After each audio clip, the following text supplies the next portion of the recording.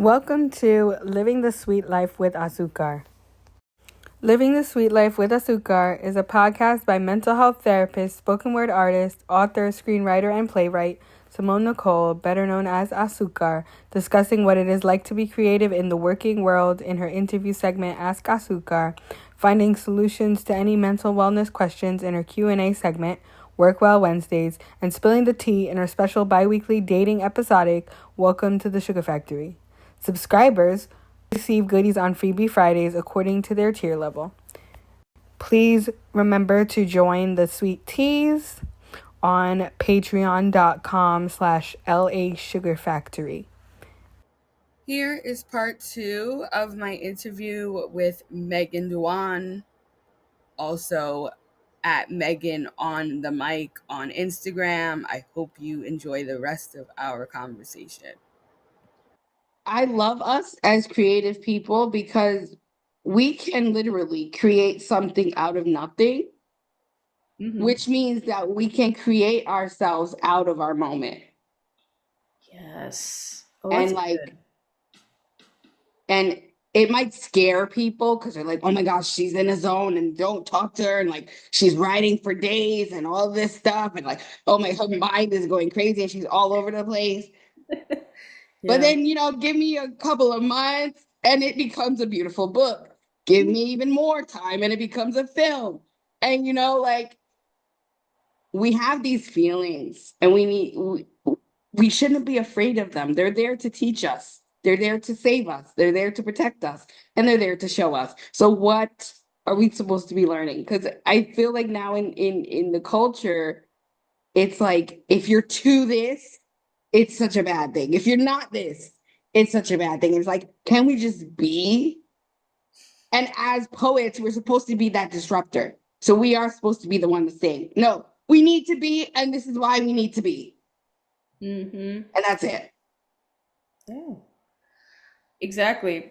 That's what I love about the space. I've seen people scream, I've seen people whisper, I've seen people use their voice as a mechanism to deliver that. And sometimes I've seen people just resonate with different parts of the piece or the different parts of the content. And I've heard I've heard the poet who's performed that come off stage and think, oh, they resonated with this part, not this part, but I really wanted them to like this part.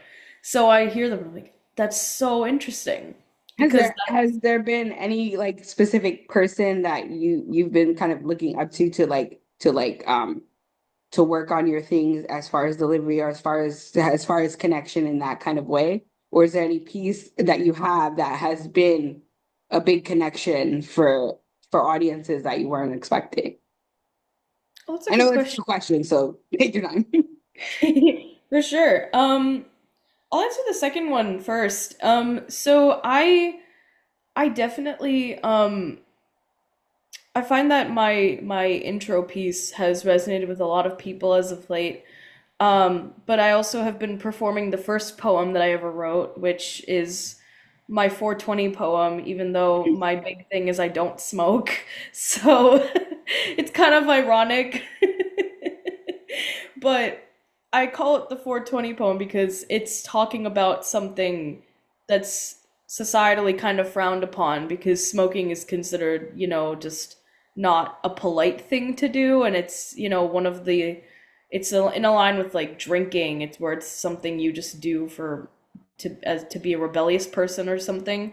So, or that's the connotation at least that grown-ups have, labeled it as. So, I put a lot of there's a lot of emphasis on my past with understanding boys and just how That's my interesting.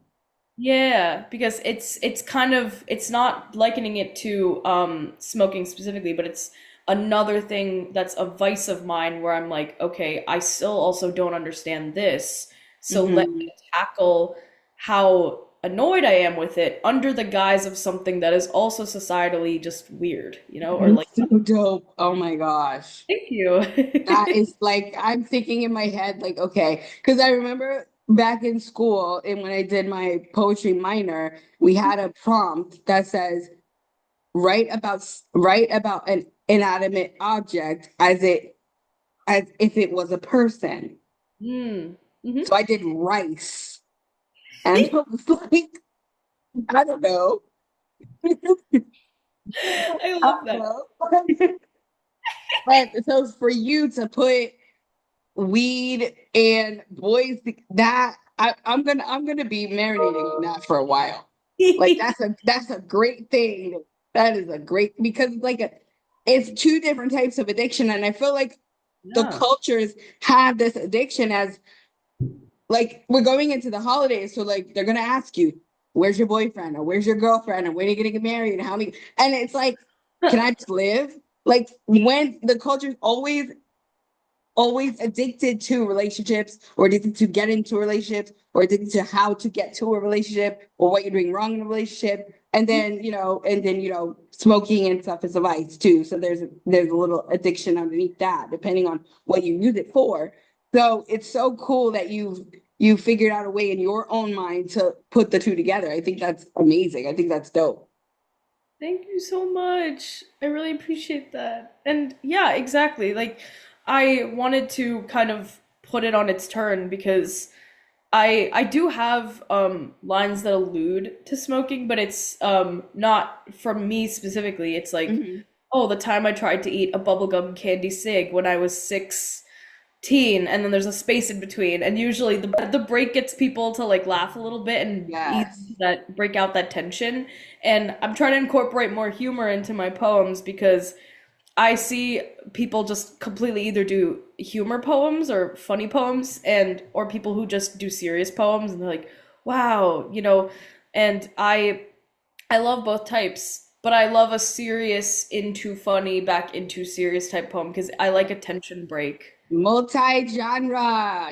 If y'all have not peeped this girl, like you need to peep this girl because now she's talking about flipping genres on their head into one piece. Like, come on now. I can see it. I can see it. There's a feature in the future where she's doing this. Like, I could really see this because Oh, I've seen like the people that I've grown up with that have been ushering me into the entertainment business doing that exact same thing, like using music and poems, or like specifically creating characters, and then you see it all coming together. Like, is yes. So you are on the right track, my dear. Tell people where to find you. thank you. Yeah, sure. So, I'm on Instagram at Megan on the mic. That is Meghan .on.the. Usually I would point to a microphone, mic. I do also have a main Instagram page. If anybody wants to see more of my content about film, I post a lot of stuff like that. I post a lot of pictures of Timothy Chalamet because he is my celebrity crush. So if you Okay. want content like that, and just to hear my silly little rants on life, my main page is my first name, so that's Megan, Meghan _Dhawan, or Dhawan in the American way to say it, which is Dhawan. I also have a poem featured in a book called Unseal Your Self Love by Lauren Brill. It's a Wait, say that again a little slower. sure. The title. It's called Unseal Your Self Love by Lauren Brill. Wow. Brill. Yeah. So it's a compilation of different poems by people in the Unsealed community that she runs. And it's an online community where poets from all over the world essentially can come together and write poems. And it's kind of posted in like a blog style formatting. Oh, nice. Really cool. And she always hosts contests, and you can win money or have your book, your poem be featured in books as like a prize. And it's really, really cool. It's a very fun community that she's cultivated, and they do open mics on Zoom. Sometimes they host them in person. I went to one of hers in person. It was amazing, but her Zoom ones are really, really fun too. So I would also highly recommend at the Unsealed community on Instagram. I think it's just at the dot unsealed, if I'm not mistaken. So we got our homework, y'all. We got to be looking up these things because it sounds real, real dope. Like it's for real, for real. That Yeah. is a big community, and that sounds real dope. The title in itself, I'm here for it. And then like yes, okay, so I'm gonna be looking that up, and then I will share with y'all Megan's poem on the page and on the Instagram page. We're working on the website, so stay tuned for that. Um, so I do want to get back to the other part of the question though, because I think it's really interesting because I want to see because we're from I guess two different poetry generations. So the other question was like, who do you look up to, and who are you like taking tricks from, and like who's inspiring you? Hmm. Sure. So, I would love to name everyone that I've come across because I genuinely do find something cool to take away from every single poem or poet that I come across. Um, but off the top of my head, um, I'll start with the boys because these are the ones that I met immediately and was like, wow, these are insanely good wordplay type poets. King Kamayeda on he's like really big in the scene. He was like his wordplay is insane, and he was one poet like he was one of the first few poets I met in the scene. So he was Nice. one that I yeah, thank you. And he was one that I was really entranced with the content that he had, and like he was able to deliver serious poems but also like use his voice as a form of engagement on top of that. So I thought that was really cool. Um, yeah, off the top of my head, him, my friend Joel, or at Josiah, the poet. Um, he's also someone I look up to a lot. Like he's improved a lot since I last saw him perform, but he's also someone I met first in the scene. Um, Gene the Machine, also a big one. Um, who else? There's a whole lot. Will Succeed, the artist, also. Yeah. Yeah. Yeah. Don't He, sleep on that one. Just yeah. say if y'all do not know who that one is, go find out about Will to Succeed. Okay, just period. Just period. Yeah. I very much relate to him because he's a character after my own heart. He kind of reminds me, he's like if Jim Carrey was black, in my opinion. Like, I just love him so much. He's just a very, like, silly type character. And I also just love that he's always smiling. And I love people who are always just plastered with a huge smile on their faces. And even when he's distracted or somewhere else, he's still smiling. And I just find that to be a really great quality in a person. And when he performs his poems, like sometimes he brings like visual elements. Like he brought a Ninja Turtle mask for one of his poems about Ninja Turtles, and I thought that was great. And he reminds me of why it's important to keep your childish side within you. Yes. Yes. And that's a grown man, and he's behaving like a child, and I love that. And I would never ever make fun of anyone who does that because that's what I do, and I think that that's something that should be celebrated and not condemned like society likes to. They like to tell people to Right. grow up, and they like to tell men and boys to grow up, but I like that he still has that side to him. It's We always have inside of ourselves our little self. yeah. And like I've gone to many workshops and we've always talked about what is the little girl inside of you saying? Or what is the little girl inside of you always wanted to do? Like and I've grown up to be at the point where I'm like, I never want to become a bitter adult. Like Mm-hmm. I hate adulting, but I will do it.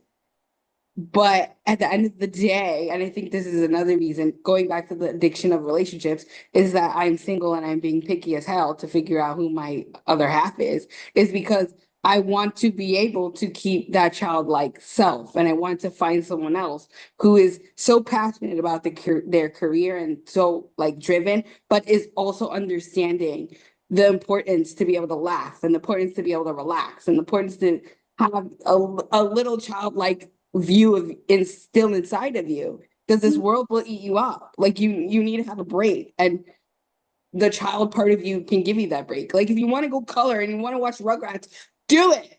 You know what I mean? Like do it. If that's gonna make you feel better, do it. Don't apologize for it. Just be able to be fully yourself, and that's including every version of yourself that Exactly. that you still connect to. Definitely. I completely agree. Because when you get rid of that side of yourself, you're just abandoning the biggest part of you. And that's taking away from your genuine nature. And if your genuine nature is to be childish and like do childlike things and color and watch Rugrats, then do it. Like, Right. yeah, if society says anything against it, like, who cares what they think? Who cares what anyone else thinks? Make It just yourself. makes it easier. Like still don't understand like how people can be so adulting, and then when they have children, like forget what it's like to be a child. It's like the reason why, and I appreciate people like Vanessa Martin whose big thing is like talking to the warrior or the child inside, and like the motherless or the mother wound or the father wound, talking to that, because then it allows us to remember who we are as kids, and like, oh, I used to like that. Why did I used to like that? Or what did it morph into? Or like, where did that come? And then when we see it in our children, we can't be mad because like, oh, it was in me before. So like now, what did I do? And so now, use my wisdom to help my children instead of beating, the childlikeness out of my children. You know what I mean? Because I don't remember how to be a kid. Mm-hmm. You know, and I think that is very, very high when it comes to BIPOC culture specifically, because our parents and generations are trying to get us to the next level, and sometimes it can be like so focused, like you're saying, on money and like creating a station, when if we want to go there, we can even talk about Ken Young. Like Yeah. he's a doctor, but he's a funny man, and he's making more money as a funny man than he did as a doctor. Mm-hmm. Yeah. So like, who knows where he would have been if he would have focused on the comedic part. Mm.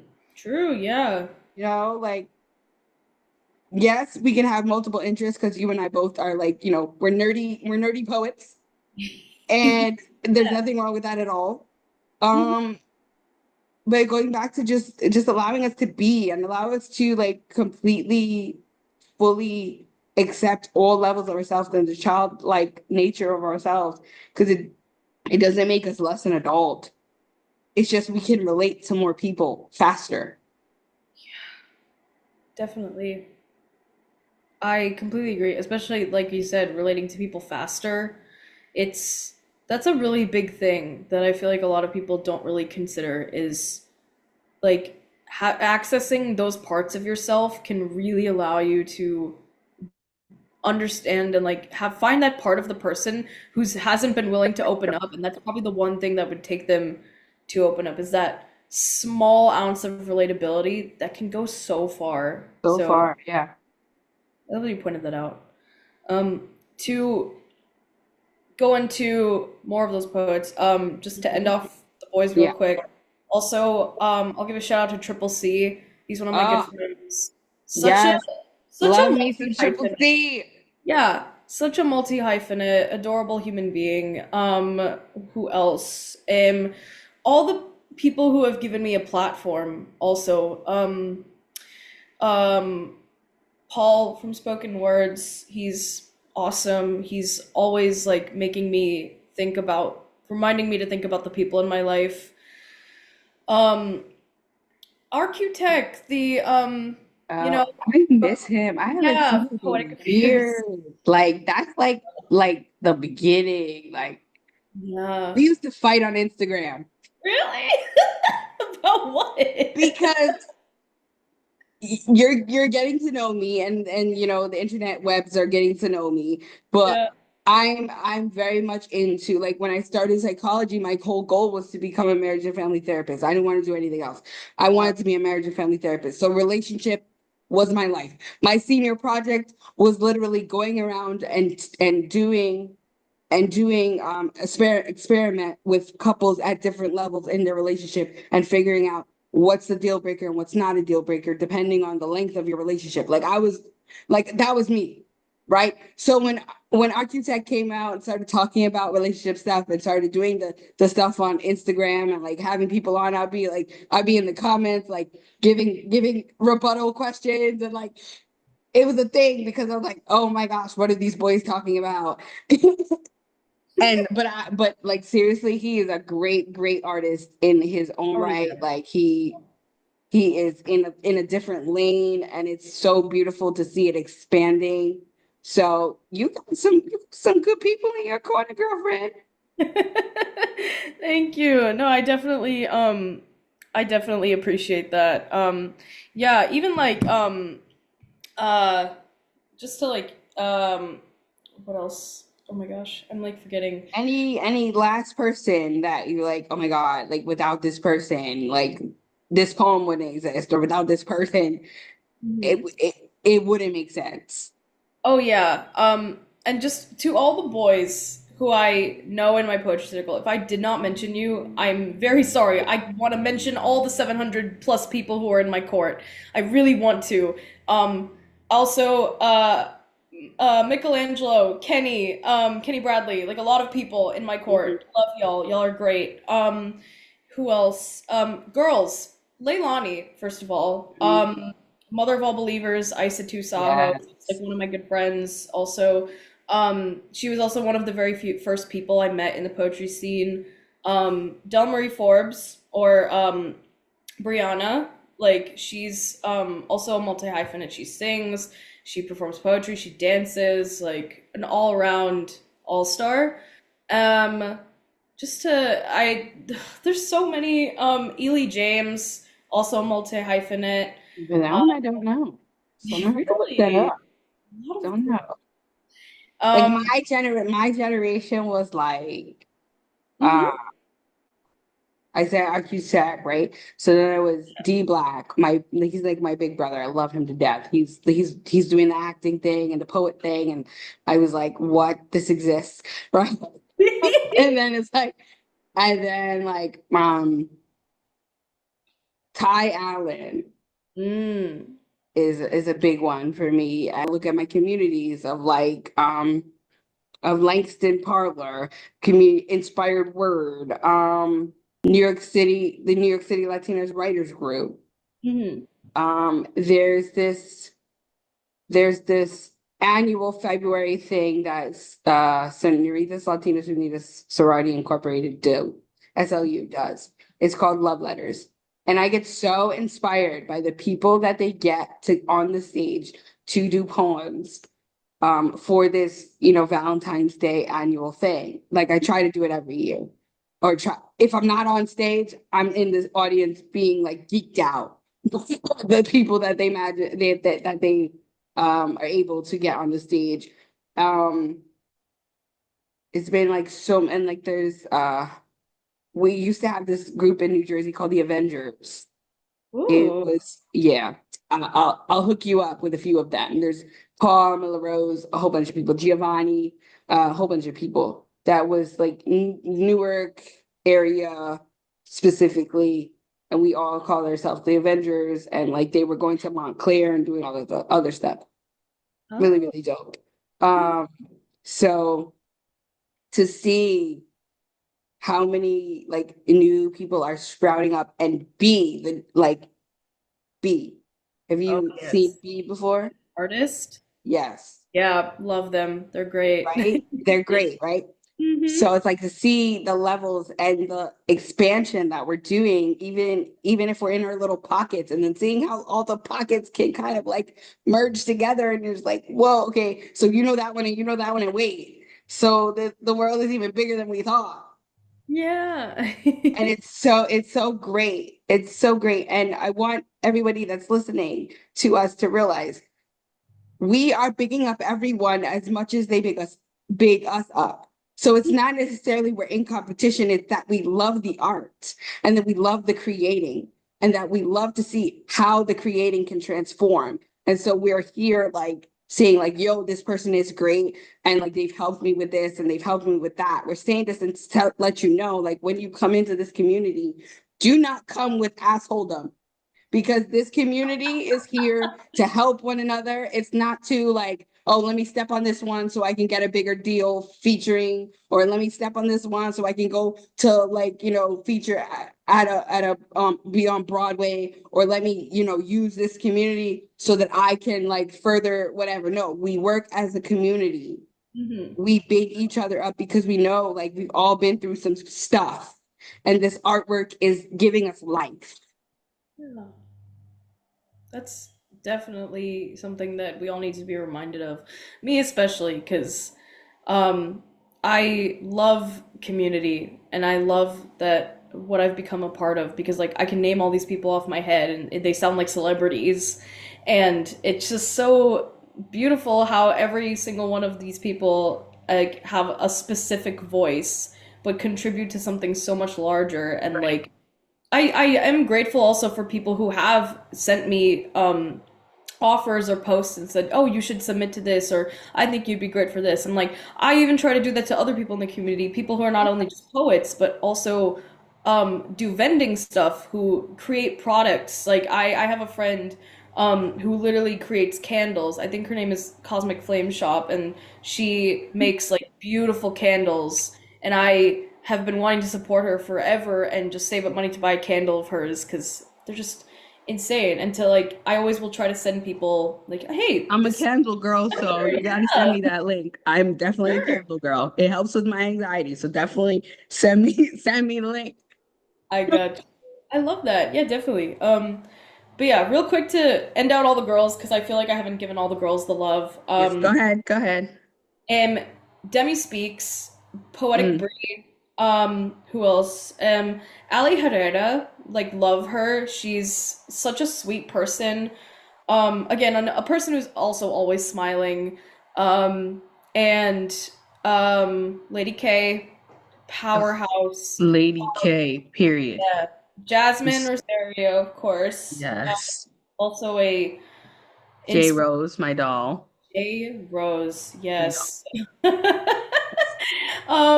I feel like oh, Leah speaks. Leah V speaks. Mm, Yeah. Again, someone I very much have just seen grow and just seeing her. I went to see her triad show recently and it was amazing. She brought I up gotta look that one up because I just was at the triad with T, oh, and yo, yo, period. Okay, like seriously. If you do not come out of these shows inspired, where's your heart? Like, are you listening? Are you exactly. listening? So yes, yes, those are powerhouses, powerhouses. I remember, to wrap this question up, I remember when like Nuyorican. So I was at Nuyorican a lot. Mhm. So it was like all the poets that came to Nuyorican because they were proud of being whatever culture they were, whatever Mhm. they were on the stage, and they did it without apology. And so growing up with people like that, and being around like people like Mo Brown, and Mhm. it's and like being able to actually say hi and speak to Miguel Agarin, may he rest in peace. Like having that around and being like, oh, so this is a thing that actually breathes. This is a thing that we can actually eat from. Like this is a living, breathing, prosperous community. And our words actually do have weight, Mhm. and so it's so, so great to see how everybody is like passing the torch, because now Nuyorican is like all over the place at every little corner of the world doing doing all these pop-ups until the space is renovated. But I think that was like the best thing they could ever done is like see how bigger our community gotten as they like popcorn around different venues. Like great, great, great things. And it's giving all of us a new way of looking at things, and a new one slam culture, and then just a new appreciation for the community, and being inspired. Let's Yeah. see, what was the last thing? If there, so this is my last question for you. Mhm. In 5 years, where do you see yourself? Hmm. So in 5 years, I will be 30, which is scary. Yeah. Party, big party. Yes, dirty 30. Okay, go ahead. Uh, I know the dirty 30s. I'm scared.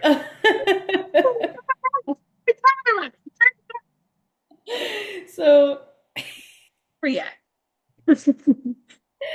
oh man, yeah, I know. So when I was younger, by the time I hit 30, I thought I would, if not be in a relationship, be married.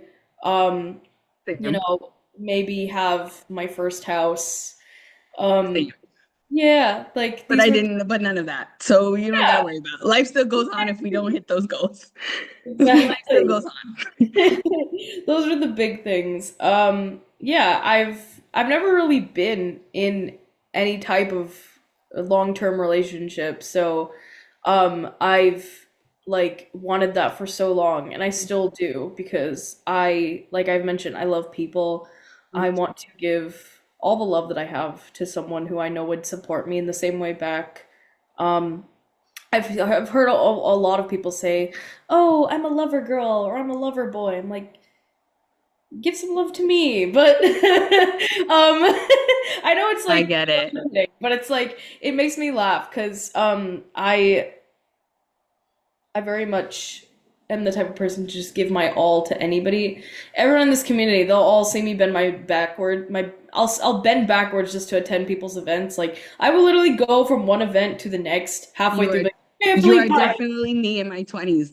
That's how I was acting in my that was literally how I was acting in my 20s. I remember there was one time when I was at Inspired Word and somebody had stolen my Metro card, which I created a whole poem about the dude that stole my Metro card because I was really upset. Bye. Somebody stole my Metro card. I got to the open mic. I didn't even have enough money to buy because back in the day you had to pay to perform, right? So I had enough money to perform. I didn't have enough money to get home. So I literally was like, yo, they stole my Metro card. I need some help. Like, I just give me enough to like get on the train so I can get back home. And like I wrote a whole poem about the dude that stole my Metro card. I wasn't that nice. I didn't call him a dude, but yeah.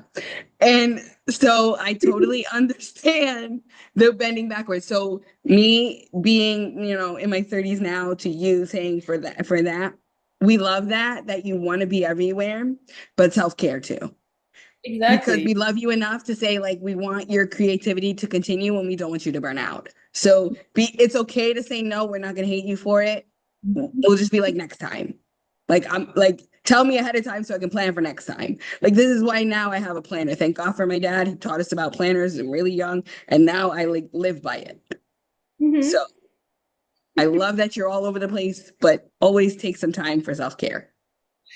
I appreciate that. Thank you. I'm definitely trying to be more cognizant of that. Because I feel like everyone is doing stuff now, and kind of to what you said before about more different types of creatives in this space. Like a lot of these poets that I mentioned, and a lot of people that I have not mentioned still, like that.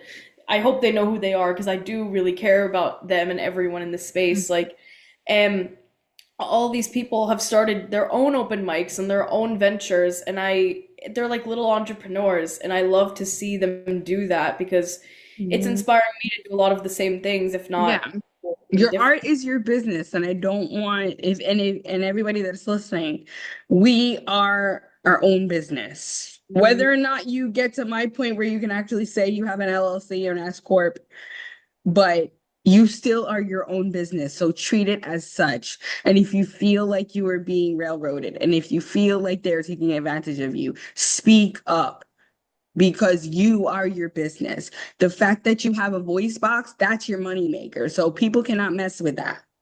Okay. So stand on your own, stand on your business. Even if you, like I said, if you don't have your LLC yet, or you're not looking towards to do that, just realize you still are worthy enough to be respected for your voice and your pen and turning your blank piece of paper into something. Definitely, that's exactly right. That's I need to be reminded of that. Everyone needs to be reminded of that. um because even though we are very vocal in this space, sometimes I will still not say how I feel because I'm trying to keep the peace. But like, I know that I would feel better if I just let the person know, like, hey, this is how I feel.